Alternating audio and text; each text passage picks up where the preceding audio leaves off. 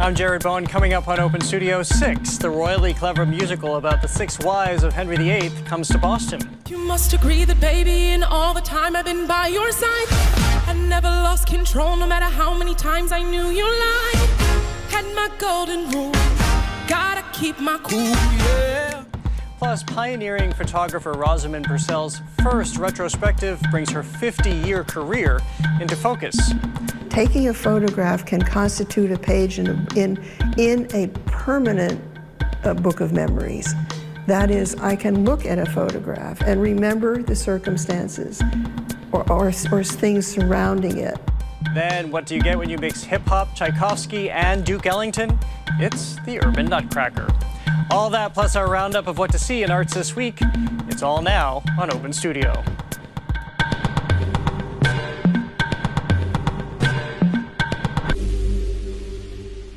There's a quorum of queens reigning here at the Emerson Colonial Theatre, all the wives of King Henry VIII.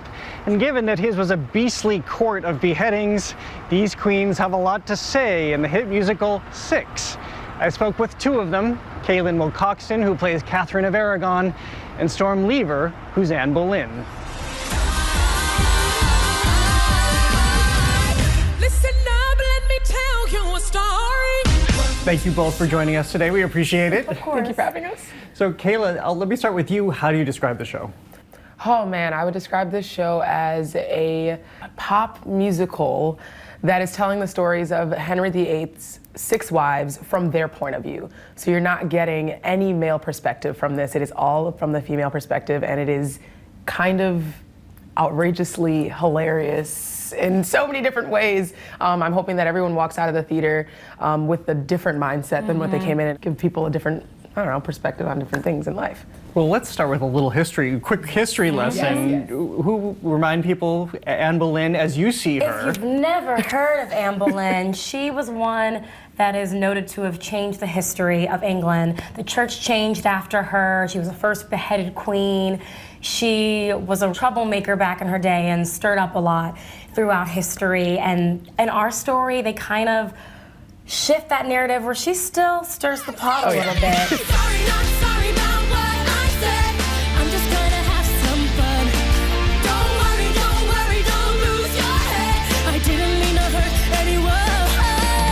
It really gets to let you see that she was a victim of her circumstances and of society, and it wasn't all on her. And the same little history lesson with Catherine of Aragon? Well, Catherine, I mean, she is the fiercest queen. She is the first one and really the only one in my brain.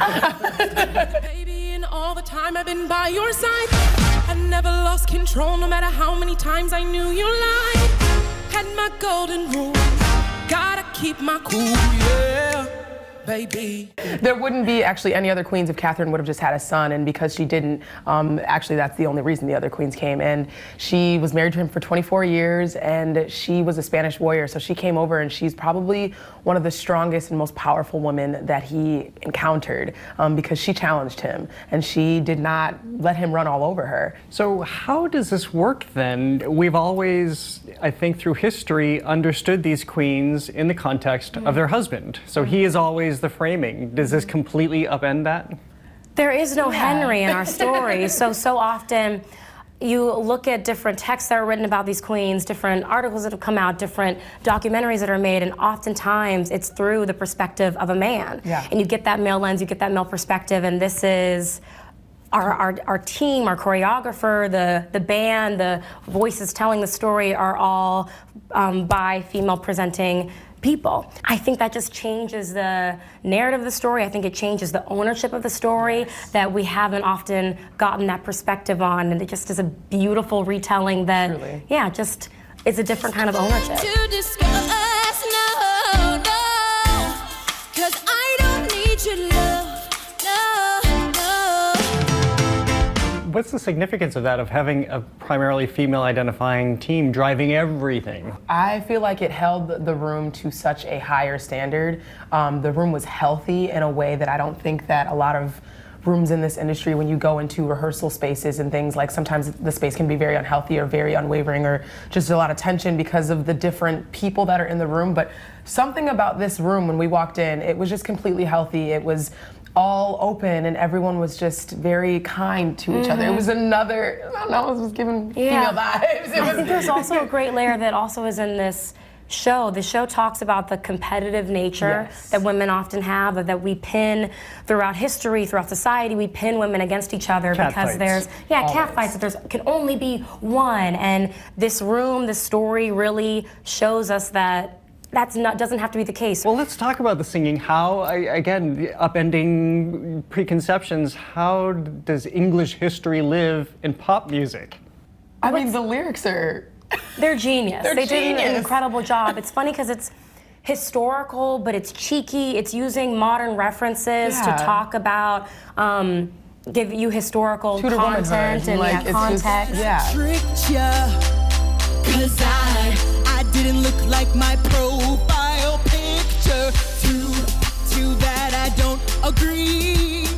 And it's just so smart in that way. It's telling a historical story, but it's using vernacular that we're used to that makes it so any modern person can come and understand this history in a way that relates to them and is just understood by them because it's using phrases and terms that we use. I'm curious about the costumes, and I was reading that Tony Award-winning costumes. the Tony Award-winning costumes. There's some code in there. Oh yes. Let's see. Anne Boleyn and Howard wear chokers to represent the beheaded cousins. Gold chains is all I wear. It's just chains, spikes, and it actually represents a nice warrior costume. It's a body of armor. Mine is, it's very heavy in real life. It looks heavy, but it is actually very heavy in real life. You must think that I'm crazy. You won't know replace me, baby. There's no way. And the crown is actually representing the crown that Beyonce wore. So it is very representative of Beyonce and like this golden status that Catherine has. I mean, there's so many other little things in the costume. Well, talking about wearing all of that weight and how much you're doing in this show, is there a physical regimen that you both need to have to survive this show? I started off the process because my costume is so heavy, and now they actually currently start all of the Catherine of Aragons off with a weighted vest. I didn't get that luxury when I started. They just started it after our company, and I actually had a regimen every day of waking up at 7 a.m. and running on the treadmill, which is actually a practice that Beyonce does, running on the treadmill and singing the first 25 minutes of the show because Catherine doesn't get a break. She jumps from the opening number to the opening scene to her song. She doesn't get a second to breathe. Mine's a lot of Pilates and strength training, and just we're doing plenty of cardio in the show. You know how audiences have been with this show. Do you understand why it's resonating so much? Yeah, especially with our cast. We are one of the only casts that is completely women of color.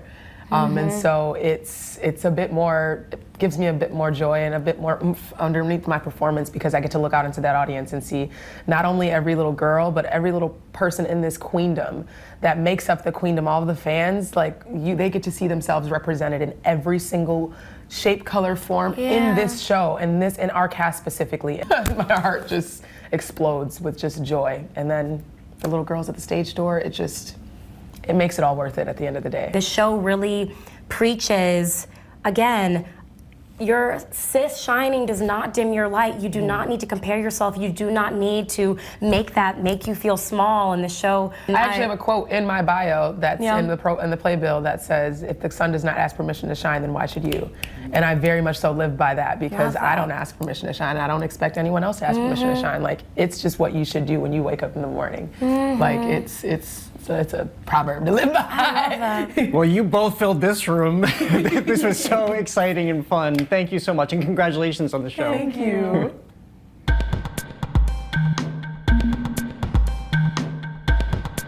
The beauty of photographer and sculptor Rosamond Purcell's work is her wondrous way of looking. What she sees in objects, specimens, things that most of us would just pass by. But she has a majestic eye for them, and you can see for yourself in this first ever retrospective of her some 50-year career here at the Addison Gallery of American Art. Rosamond Purcell, thank you so much for being with us today. Well, it's a pleasure. Well, tell me, I gravitated, I said, we have to do this interview in this space. You were very happy to do this interview in this space. Tell me about it. I was teaching a workshop up in Rockland, Maine, and was not supposed to be about found objects at all. It was about the ambrotype photographs, the early Polaroids. But we went on a field trip because I don't like being in the classroom very much. And we came upon sort of piles of just sort of like dinosaur parts of scrap metal. And I just had to make them stop. And we walked in, and it was 13 acres, as it turned out, of scrap metal and found objects and detritus that had been gathered for a number of years. Well, you likened it to dinosaurs. Well, yes, because it was as if, you don't usually come across dinosaurs in a great heap, but it was because the parts were so enormous and just were made out of so many disparate parts that it was a little bit like a metal bone room, say, metal bone field. 99 out of 100 people would pass by that field and not see anything necessarily. Has it always been in you to look at something like that and see this mountain of opportunity? I just think it shook me out of a current train of thought, which is I am here to teach these students how I developed a certain technique using Victorian plates. And boy, we don't have to do that right now. As you're looking at objects, is it an emotional response? Is it a clinical response? It is looking at something and saying, you know, that's beautiful. And then figuring out, wait a minute, it's not really designed to be beautiful. It's an object that has been cast off. Oh, it is a pipe for this. And so the identification of what it originally was has been sort of concealed by the condition under which it's found. But then when you find it and you recognize it, that's a way of rescuing it. I'd like to ask you about a few pieces. We see very few portraits of people, other than when you first started out, but we do see Fred Astaire. I'm curious about that. About Fred Astaire? When you go to natural history museums, the animals, the specimens don't necessarily have the same myth and history as that particular animal does. But in the case of primates, and especially apes, that is without tails, like the gibbon, they have a sort of a personality that is conveyed by writers who have studied them that is comparable to comparing them to sort of the character. He's the gentleman of the forest. He's a very, very sort of haunting cry at twilight in the forest, and is supposed to be very sort of decorous and gentlemanly and not a wild and crazy monkey or ape. And the gibbon that I photographed in the Natural History Museum at Harvard is clasping his legs with his arms. And that is, of course, the way the taxidermist has set him up. And he just has a sort of a look of composure with white cotton eyes. And that reminded me of the photograph that I'd taken of Fred Astaire. And they just seem to, the gentleman of the forest and the gentleman of our whole lives, you know, somehow they go together. The sequence you did on Shakespeare. Yes. How did that occur to you to render Shakespeare as you did? Well, I was asked by the scholar and friend Michael Whitmore, who's now the director of the Folger Shakespeare Library in Washington, who was familiar with my work, if we couldn't do something together on Shakespeare. And I said, oh, come on, go away. One day I found a mercury glass bottle in an antique store. And I thought, now this is sort of like a moving stream. This is like something that will never be fixed, but you can fix it with a camera very quickly if you have the depth of field and so forth. So maybe you could catch something in it that was both distorted but readable. and it could read as if it were Caliban, as if it were King Lear, as if it was, Ophelia. Different characters from Shakespeare would show up in a sort of amorphous and warped way that you couldn't possibly get on stage with a real camera. What is it to look back at the span of your career in this exhibition? Well, it's sort of amazing. Taking a photograph can constitute a page in a permanent book of memories. That is, I can look at a photograph and remember the circumstances or things surrounding it, how I had to push the curtain up in order to get the light, how I had to argue about removing the card from a specimen, who was there, who was helping, what they said. And that is it really does trigger, for me anyway, what was actually going on. Maybe that's because I went into collections with my own hope of what would happen if I was let alone. Well, thank you so much for this conversation.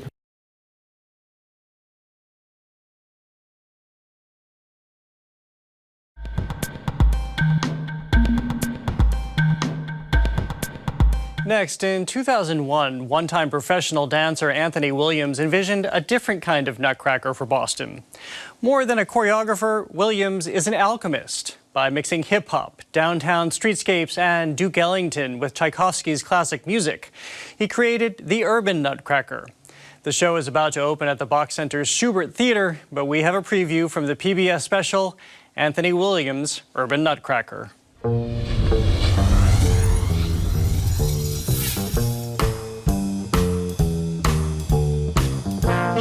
Hello, I'm Tony Williams, the creator, artistic director, and principal choreographer of the Urban Nutcracker. My Urban Nutcracker puts a modern spin on the 19th century holiday tale, transporting audiences to an enchanted world where sultry strains of Duke Ellington dovetail with the heartbeat of Tchaikovsky. Ballet, hip-hop, tap, flamenco, and swing blend into a fusion of contemporary and classical dance. But the Urban Nutcracker is much more than that. It's a celebration of who we are as a community. At the Urban Nutcracker, we know that art can change anybody's life. It helped me leave a street gang and become the first person of color, half black and half white, to be a principal dancer in the Boston Ballet. When the Urban Nutcracker premiered in 2001 at Boston Strand Theatre, it opened to an electric wall of applause and standing ovations. Since then, I've witnessed time and again the magic that happens when you merge ballet with dance traditions from other cultures. You create a rich, multicultural mosaic that works as art. So we begin downtown on a street filled with busking dancers, adding an inner city twist to this holiday classic.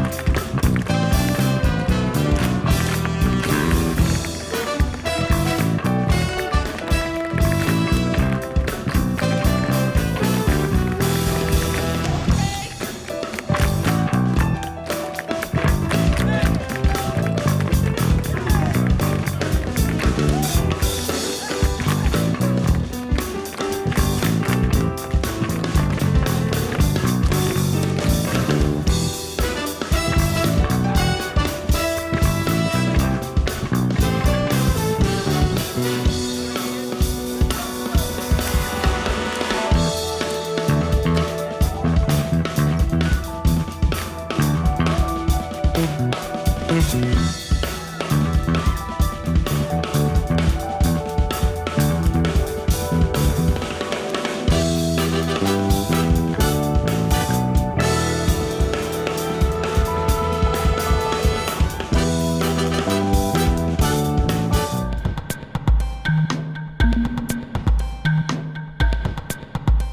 time for Arts This Week, a Broadway binge edition with a look at the latest plays to see in New York City. Full disclosure, Death of a Salesman has always been one of my favorite plays. It was written by Arthur Miller in 1949, an artist's way of processing America after the war. He considered the trauma that had washed over the country, how it fractured families and put a sizable dent in the nation's collective optimism. Miller examined it all to heart-wrenching effect, as we're reminded now in a stellar revival on Broadway. But this time, and for the first time on Broadway anyway, it's through the lens of a black family. Wendell Pierce plays Willie Loman, Low Man, a salesman at the end of his career who's seen his American dream dissolve into a puddle. All those years of life on the road only to end up behind on payments, working for a boss who debases him, and as the father of two sons who don't respect him. In many ways, this has always been Linda Loman's play. Willie's wife, played by Sharon D. Clarke, is the observer, reconciling how it is that her family, their lives, have so unraveled. Watching her husband come apart, she exclaims, "Attention must be paid." Some 70 years later, those words from Death of a Salesman live to be an international rallying cry.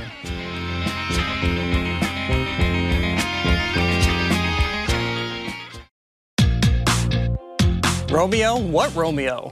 That's the premise of the new direct-from-London musical & Juliet, now playing on Broadway. It's opening night of Romeo and Juliet, 1595. But William Shakespeare's wife, Anne Hathaway, is having none of what her husband has written. In a hilarious performance by Betsy Wolfe, she wonders why Juliet has to die. After all, Romeo and Juliet have only known each other 4 days. So Hathaway takes agency and the quill from Will, and together they revise the story, allowing Juliet to live and embark on her own journey from Verona to Paris and the promise of legit life and love.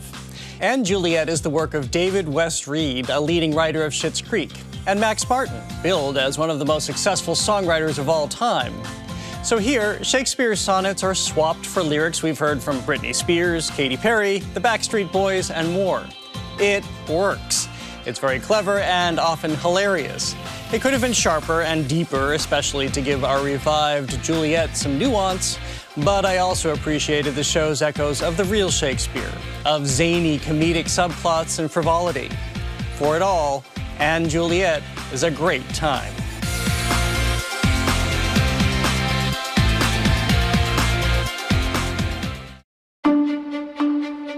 Take Me Out, a riveting revival of the 2002 play now on Broadway, begins with the national anthem.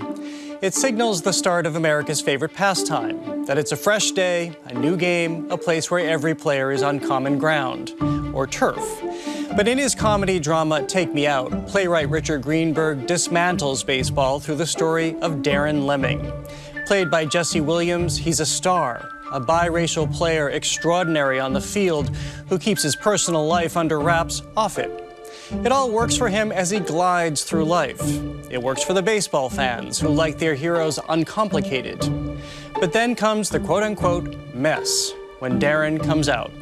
His gayness sends the team and the national conversation into a tailspin. Baseball isn't just the national pastime here. Lemming's gay business manager is played by Jesse Tyler Ferguson, who won a Tony for the role. He astutely observes, baseball is the perfect metaphor for hope in a democratic society, a place where everyone is given the same chance, until they aren't. Lemming's race wasn't an issue, but his gayness forces a reckoning. For his teammates naked in the locker room with him, for an institution that likes things just the way they are, thank you very much. As is often the case, Take Me Out is just as resonant today as it was 20 years ago. It's a fascinating dissection of society. It's also wickedly funny and engrossing. All that to say, this revival is well worth the extra innings.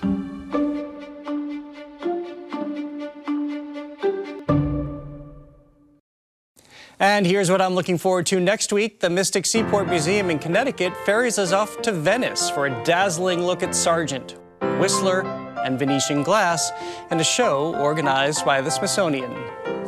This has been your Arts and Culture Download. I'll see you back here next week.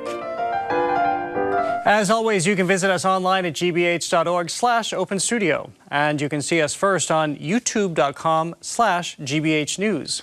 Remember to follow us on Instagram and Twitter at Open Studio GBH. I'm at the Jared Bowen. Next week, it's John Waters, the filmmaker, talks about his foray into fiction by way of his first novel, Liarmouth.